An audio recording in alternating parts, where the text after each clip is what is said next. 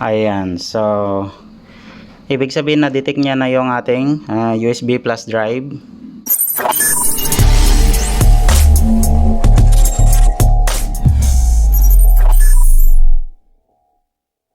Good morning guys, may kakalikutin tayo isang USB. So ito guys pinapa-repair sa atin or pinapaayos nila kung pwede pa natin ma-backup yung mga laman niya or mga files dito sa flash drive na to. Kasi ito guys ayan o, naputol na, tapos sabi ng may-ari gamit kasi ito guys sa barangay namin. Ito guys check natin kung mare-repair pa natin siya. Siguro naputol yung contact nito sa loob, so try natin pagdugtungin kung kaya pa natin ma-repair. Bali bubuksan natin siya mga kalikot. Kapag bago lang po kayo sa aking channel, huwag niyo pong kalimutang i-subscribe ang ating YouTube channel. At pa-click na rin po ng ating notification bell para lagi kayong updated sa mga bagong video natin mga kalikot. At saka huwag niyo rin pong kalimutang i-follow ang ating Facebook page. Yan, so bubuksan na natin siya.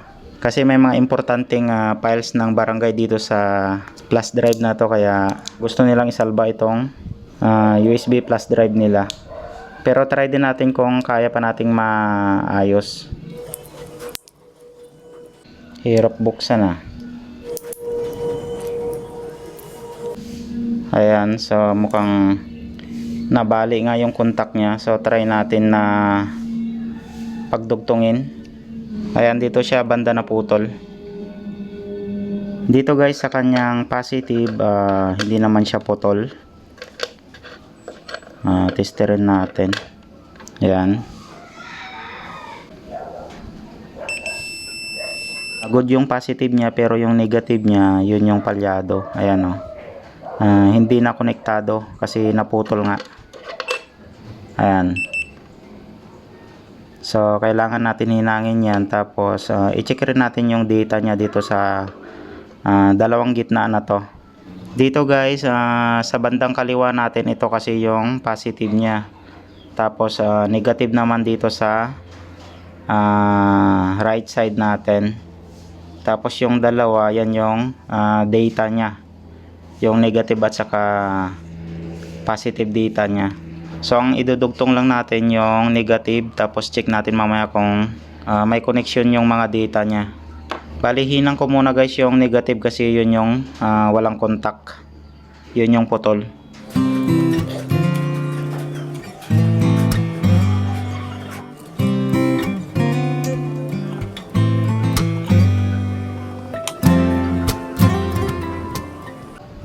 Testerin natin yung kanyang negative kung may contact na siya. Ibabasar check muna natin sa ating tester kung napagdugtong na natin yung negative natin. Yan, ito yung negative natin. Testerin natin dito. Ayan. So napagdugtong na natin siya. Yan. So ang check naman natin yung dalawang contact niya dito sa gitna, yung kanyang data. Dito natin siya dinugtong. Ayan o. Yan. Yan yung ground niya. So diyan siya naputol. Ngayon lagyan naman natin ng connection yung or i-check natin kung okay pa itong data niya. Yan naman mga kalikot yung linya ng data niya. So ito guys yung isang nasa ibabaw, buo yan. So ito lang yung putol. Ayan o, kita naman sa microscope natin. Ito yung putol. So ito na lang yung last na idudugtong natin. Kasi ito guys, na-tester na natin siya. May basar naman sa ating tester, okay naman. So ito lang. So ang naputol lang mga kalikot, itong ground niya at saka itong hindi ko lang alam kung negative or positive ng data niya. So idudugtong ko muna siya guys. Kuskusan natin siya.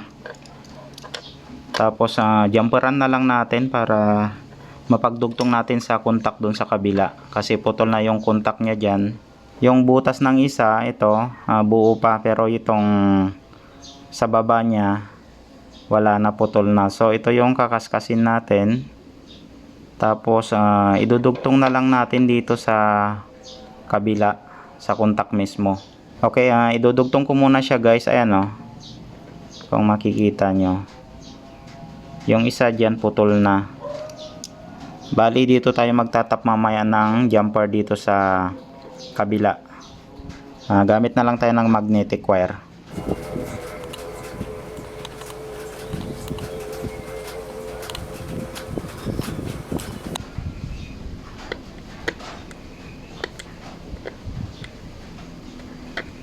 Bali iwasan lang natin na magasgasan yung isa para pag hininang natin, dito lang banda siya kakapit sa kinuskusan natin. Kasi mamaya niyan nakuskusan natin yung isa, madadali natin or magdikitan sila. Pero bago natin salpak yung ating USB sa ating computer mamaya, check natin kung shorted yung mga line ng positive negative natin at saka yung positive negative natin sa data. Tapos spatan natin siya ng hinang mamaya. Tapos lagyan natin siya ng flux para mabilis siyang kumapit. Ayan, nabalatan natin siya. Bali lagyan na natin ng spot ng hinang.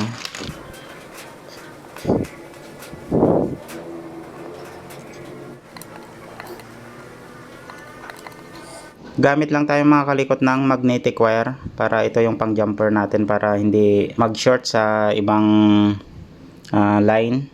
So ikukunik ko muna mga kalikot yung data nya, pero yung isa okay naman. So itong isa lang yung ikukunik natin or i-jumper natin.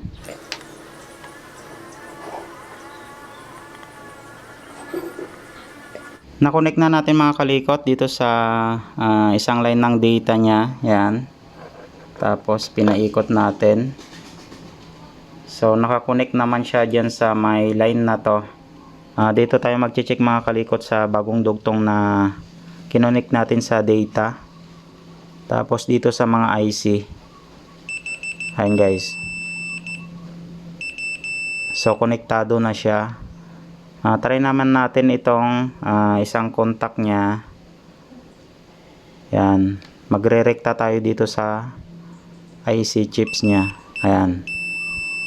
Okay, so may connection na siya. Ngayon, testerin natin kung shorted yung mga data, yung dalawang line. Ayan. So, ayan. Hindi naman shorted. Ayan. Dito naman sa positive negative nya, testerin din natin. Ayan. Okay, so napagdugtong na natin. Check naman natin yung line ng positive nya. So dito sa ito fuse. Okay, okay naman sa buzzer natin. Itong negative nya naman. Ayan. So pwede na natin i-test. Wala namang shorted sa ginawa natin. Try natin siya sa laptop natin kung madidetect niya na yung flash drive. Hindi na natin siya ilagay sa casing niya mga kalikot kasi bali-baliko na. Baka mapuwersa ulit yung pinangdugtong natin. Binalik ko na lang yung parang plastic na guide doon sa loob ng flash drive. Yan, tapos ganito na lang na isusuksok natin doon sa ating laptop. So try na natin. Ipa-plug na natin siya mga kalikot. So doon sa ating USB, kailangan nakaganyan siya. Yung contact niya nasa ibabaw. Yan yung blanco niya or yung guide sa ilalim. So makikita nyo naman sa slot ng ating USB kung saan yung contact niya. So doon natin ilalagay yung apat na contact na to. So check na lang natin dito sa ating screen or sa desktop natin kung madidetect niya yung ginawa nating flash drive. Plug na natin siya mga kalikot. Lagyan pala natin ng glue itong guide niya